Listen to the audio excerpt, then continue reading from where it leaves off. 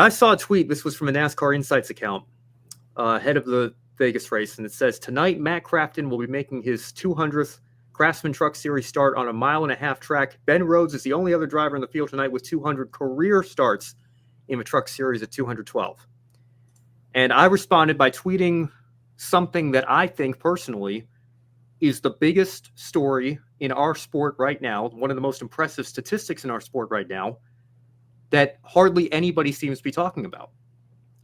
And that is Matt Crafton's consecutive start streak in the NASCAR Craftsman Truck Series that dates all the way back to the season finale in 2000.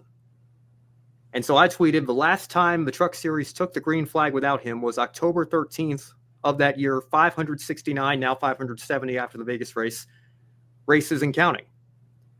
Now, just to put that in perspective, Dale Earnhardt, 2 days after that last race without Crafton in it, won his final 76th career race in the Winston Cup Series at Talladega. So a Dale Earnhardt Cup Series win is a more recent phenomenon in our sport than a Truck Series race that didn't feature Matt Crafton behind the wheel. Now, obviously, the Truck Series runs anywhere from 22 to 25 races a year. I know they're back up to 25 this year. They've been running 22, 23 for the last several years. But just out of curiosity, I went over to the Xfinity Series, and the all-time starts leader there, of course, Kenny Wallace, 547. That's a series that runs anywhere from 33 to 35 races a year. Crafton has more career starts, all consecutive, in the Truck Series than the all-time starts leader does in Xfinity. Now, we expect Justin Allgaier, if he continues racing the series, we'll catch Herm in the next couple of years. But it is an absolutely remarkable streak, and it is a streak that is longer in terms of number of years than Jeff Gordon's streak is in the NASCAR Cup Series. Now, we just had Ricky Rudd go into the Hall of Fame. That was the previous Ironman record that Jeff Gordon broke. Obviously, Jeff Gordon, a first ballot, not even a first ballot, or don't even need a ballot Hall of Famer with all of his wins and championships and accomplishments. But when I look at Matt Crafton's career and I see his 3 championships, I know people sometimes say the 15 wins with how long he's been in the series, maybe he should have a little bit more. But he really peaked in the middle of his career. He didn't win. It took him a while to get that first win. I believe it was 2008. And then really started racking them off, won back-to-back championships in 13 and 14, and then 6 wins the next year in 2015. Didn't get the title that year, but then, of course, ironically got that 2019 title without winning a race. He has had a very impressive career. The Truck Series history cannot be told in full without bringing his name up.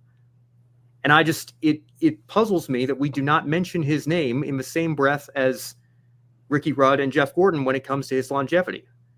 Because this streak is absolutely incredible. And to do almost all of it, I should say. He did one race where he moved from a team's 88 to a 98 truck, and then did one season with Kevin Harvick's truck team before he came back to ThorSport. But he's mostly done it like Jeff Gordon did. One team, one number, one sponsor, Menards with him all the way.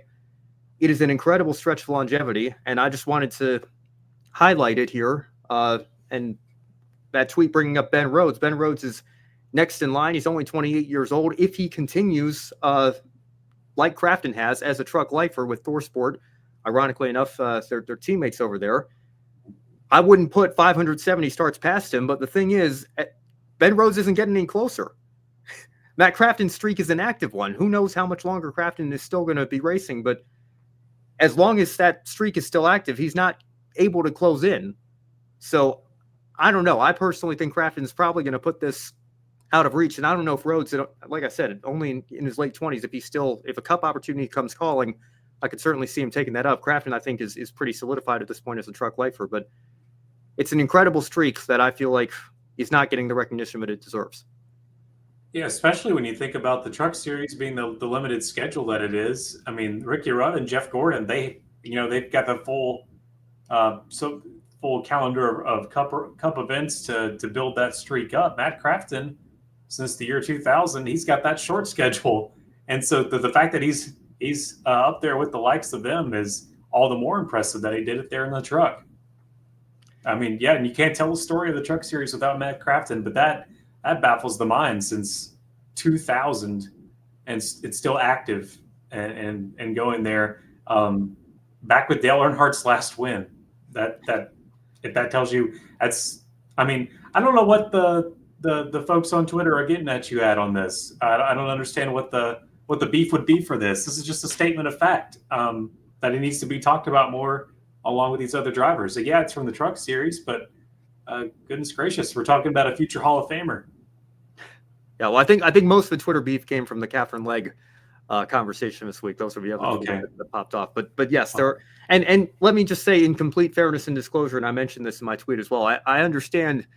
We talked about it here on this show. I was very disappointed in Crafton after the whole Nick Sanchez controversy at Talladega a couple of years ago. So I do think he has fallen short sometimes in terms of being that veteran leader in the truck garage. But I don't think that one incident or a couple of incidents should completely discredit what he has accomplished in this series. And again, like I said, I don't think he's necessarily in his prime anymore, so to speak. He does only have one win since 2017. So keeping it in perspective, he certainly peaked around the mid 2010s, especially when he won those back-to-back championships. But we'll pull up the results here quickly. I believe he was ninth place this weekend. So again, still liable to go out, run top 10 any given race weekend in this series. And I think at this point in his career, a reliable veteran presence at that team, which brings some development drivers into the fold from time to time, so he can be a mentor to those young drivers, and a bubble Truck Series playoff driver. I think at this point in his career, the last couple of years,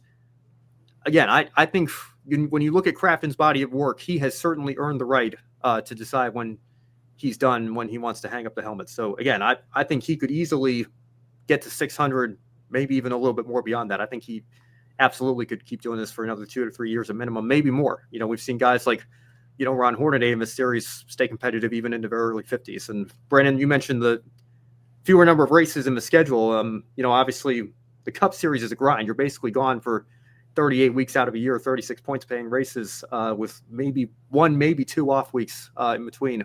Truck Series schedule's a lot more flexible in that regard. So again, I think as far as I'm concerned, the sky's the limit for Crafton. As long as he stays healthy and free of injury, which again, you bring up Dale Earnhardt, just think of the safety innovations that, compared to the early 2000s from where we are today, it's taken a lot to not miss a single race in that stretch. And it's something that Matt Crafton should be very proud of.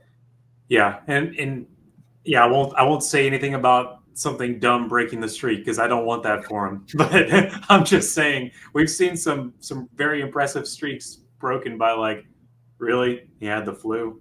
All right, come on, get in the car, man. Come on, do it. Got to keep it up. But yeah, I hope he can keep this up for as long as he wants. And, character flaws, we all have them. But, I think he's a future Hall of Famer, whether he doesn't win it, even if he doesn't win a race again in the Truck Series, if he can keep the streak alive as long as he wants to keep it. Yeah. And again, I'm not saying first ballot or anything, but, I always sound like a broken record here, but it's not the Cup Hall of Fame. It's the NASCAR Hall of Fame. And you see that with Ron Hornaday getting inducted shortly after his retirement. You saw it with Jack Sprague getting on the ballot this year, another 3-time champion of this series and a Truck Series legend.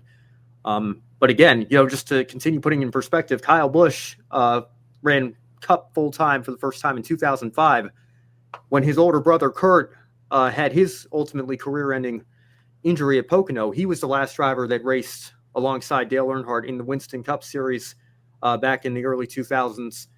Kyle is now the longest tenured Cup Series driver, so to speak. He and Denny Hamlin as well, 2006. The year after that, Martin Truex Jr. was 06, but he just retired. And then I think you go to Joey Logano, who, again, Logano came in the Cup at 18. So if he stays healthy, I think he's probably the one that has the best chance at Gordon's record in Cup. And then if he races into his mid-40s, I think he's going to put that one completely out of reach as well, because I don't think we're ever going to see somebody come in at 18 years old full-time at that quality of a team like Joe Gibbs again. And he'll put that record out of reach, assuming he stays long enough as well. But again, just you think of, there's really hardly anybody left from 20 years ago in the Cup Series, and Crafton's here coming up on a quarter of a century, again, assuming he finishes this year out full-time with Door Sports. So again, a remarkable streak, and we'll see how long he can continue adding to that.